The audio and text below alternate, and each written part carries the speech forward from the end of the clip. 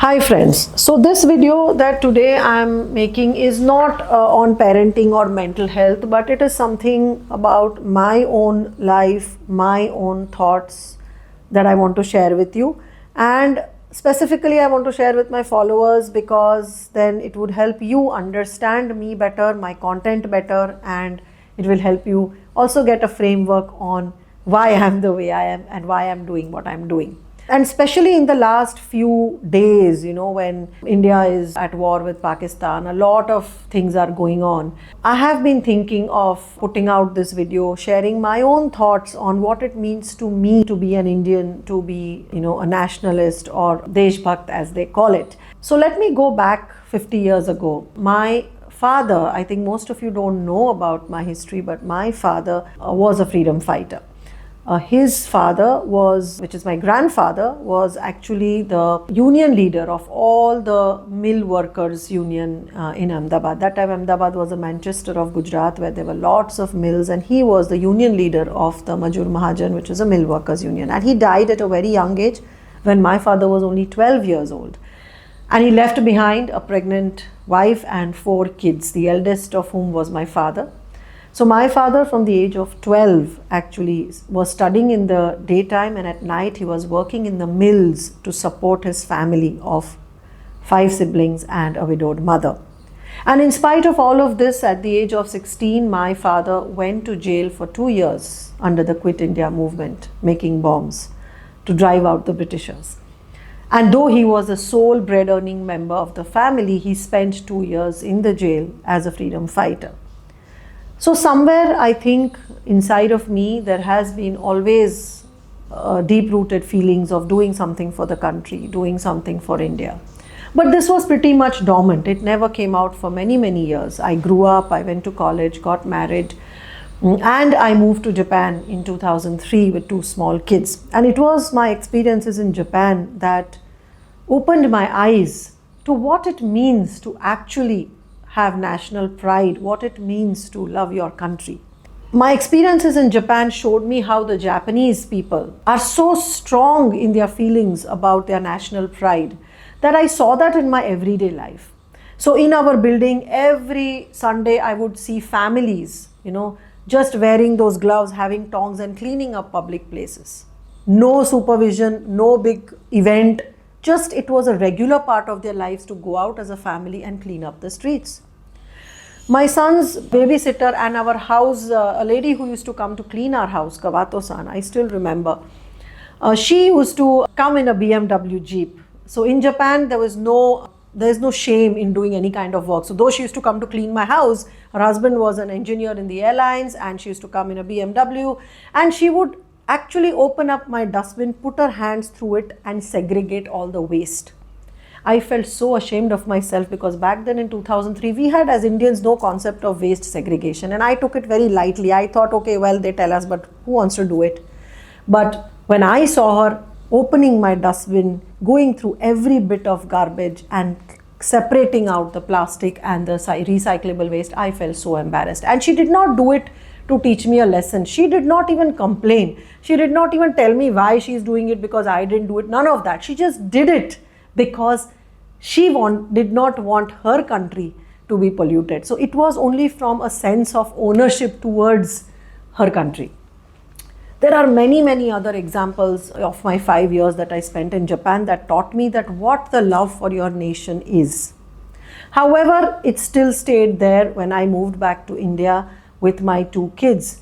Back of my mind, there was always this thought that we should be doing something for our country. And hence, after we came back, when my kids were young, we started doing these cleanup drives. So I would, get my kids and their friends together, and every month we would clean up our street and paint it. And then, much to our dismay, after 2-3 days, people would be back to littering again. When it came to traffic rules also, I remember we would always stand by the red signal even when there was nobody, and my kids would say, "Mom, well, there's nobody looking, there's no traffic, why are we still stopping?" And I would say, "No, we have to do this because that is the rule." Similarly, if we found people littering, we would pull them up. I would pick up the garbage and throw it instead of them. My kids were not allowed to even ride a two-wheeler or a four-wheeler till they got the official learning license, while a lot of their friends actually would unofficially keep riding. So these were some of the areas where, as a parent to young kids also, I wanted to inculcate this value that it is important that when we live in a country, we follow the rules. And somewhere I think for me and my kids also, we felt that this is my country. So if I'm cleaning up my streets, if I'm not littering, I'm not doing it for anybody else, but I'm doing it for my country, because if I keep my house clean, then why can't I keep my city clean? Why can't I keep my country clean? So this is the thoughts that drove our behaviors. Later on, we also got in touch with Dr. H.R. Nagendra, the president of S. Vyasa University, and as he is known as Guruji. We spent many moments with him teaching yoga in Singapore, New Zealand, etc. And he also brought to us this very powerful thought. He kept telling us that, your work should be at a global level. Your work should put India at a global level. We should do research. We should publish research that comes out of India for people globally to appreciate. That is how we serve our country. And that also thought somewhere stayed inside of us. Of course, without the support of my husband, Dr. Gunjan Trivedi, none of this could have been possible. He also thankfully shares the same feelings that if we do any work, we should try to connect it to a bigger cause, to nation building.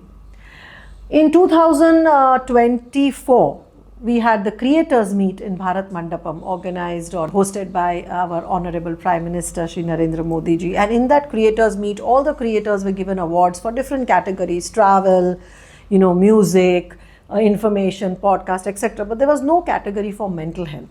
And I still remember vividly that in his speech, he categorically, specifically pointed out that as creators, why don't you create content on mental health? And that is when from the audience I screamed and said, "Sir, I am doing it already."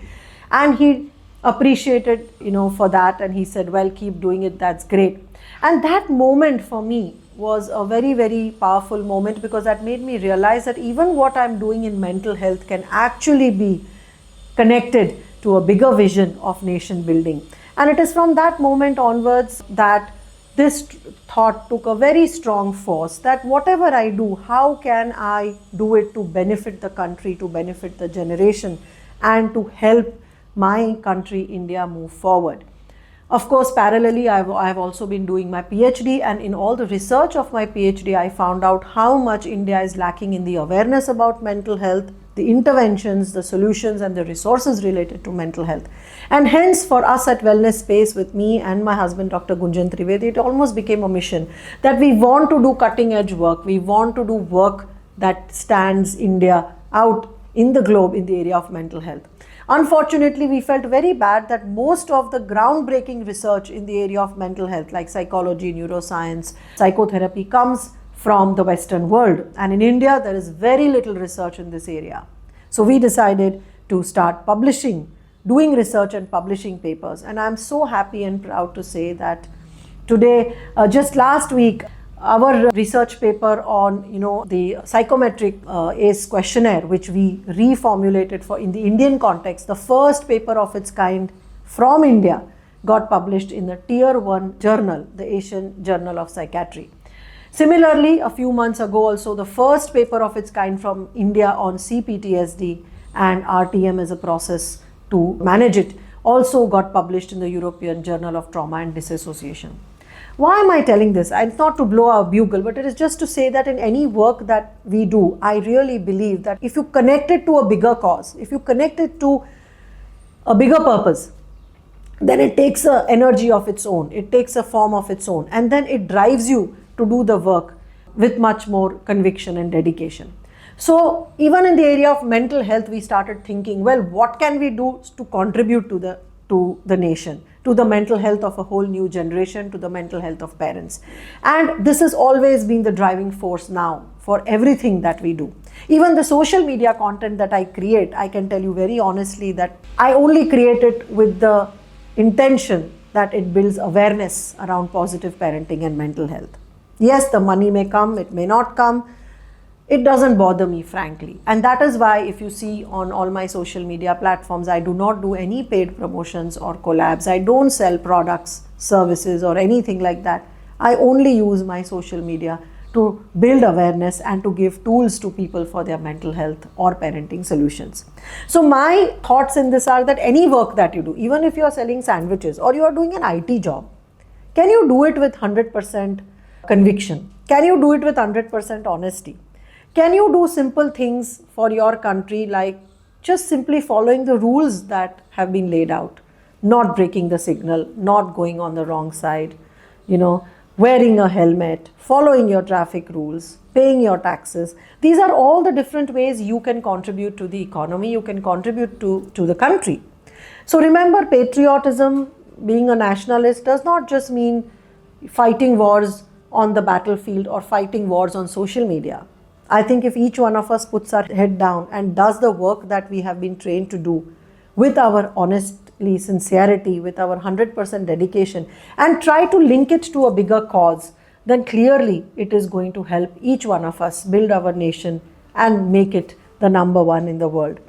So even the parenting book that now is going to be launched on 15th of June, published by Penguin Random House, for me, the book, I'm really not worried about, how much will it sell? Will I recover the money? Will people buy or not? My only intention behind the book is, as many parents, the more number of parents should read the book, get solutions for their stress and anxiety around parenting, and hopefully help raise a better generation for our country. So I would just like to say that this is where we are. There is a long way to go. So when I look at how can my work contribute to the nation building, there is still a big gap. Currently, the work that I do is very exclusive. Our therapies are expensive. Our trainings are expensive. So obviously, my purpose of helping the nation or helping the citizens of our country is not met. It is only helping a very, very, very limited layer of people. However, I am very convinced that as we move forward, as we grow as a company, we will find ways to make our work more scalable so that the mental health solutions that we provide, the interventions that we do, the techniques that we teach can reach out to the masses, because that is where we can create a difference. So obviously this thought is definitely there in my mind, and I know that sooner or later I will find solutions. I will find maybe help, maybe collaborations with other institutions who can help me take this work forward, so that I can also make a small contribution, maybe be a small dot in the entire carpet of nation building that we have. So these are my thoughts. This is, like I said, not a preachy video, but this is just sharing some things that have been on my mind since the last few days. Because when I see our soldiers fighting on the war front and giving up their lives to keep our country safe, I always ask myself, every day as civilians, what are we doing from our part to contribute to our nation? Is it only the responsibility of the soldiers and their families to make sacrifices? Or can we as civilians do the simple basic stuff that we can do on a daily basis with our 120% commitment to make sure that we deserve the sacrifice that our soldiers are making? So this is where I come from. Hopefully my thoughts, my feelings, my energy behind all the work that I do gets passed on to my students and to my children. I don't know about my children, how they feel. My daughter's studying outside. Hopefully after a few years she would come back. I would also like to say one thing, that a lot of people believe that nation building is only about doing free service. I don't think so. For me, honestly, whenever I pay, I go for traveling, I pay the taxi driver, I pay the hotel, or I even pay for the flight. I pay very happily, because I know that the money I'm paying is also contributing to my economy. And that is why when I receive money also from my clients for trainings or for therapies, I also receive it very happily, because I know that whenever there is exchange of money, there is economy building, there is abundance, and there is nation building also. So I would definitely like to say that nation building also includes creating wealth, creating value, creating services that people pay for, and also paying for these services without haggling too much, which is what I also follow in my life. So as Indians, remember that we worship the Lakshmi, which is money. She's considered to be a goddess. So, as therapists or as mental health practitioners, I do believe that we should not shy away from charging money, but we should definitely see how much value are we giving for the money that we are charging. So these are all the different thoughts that I've had in the last few days, and I thought I will share with you people as my followers so that you also understand me better. And when you know me better, you know my background better, you can also then understand the content that I create with more clarity or with more depth. Thank you so much for listening to me. It's been a very long video. All those who have still continued to listen to me, thank you so much for that. Do let me know in the comment section what are your thoughts and feelings on this. Do give me ideas also, and also let me know if there are any other parts of my life that you wish to know more about.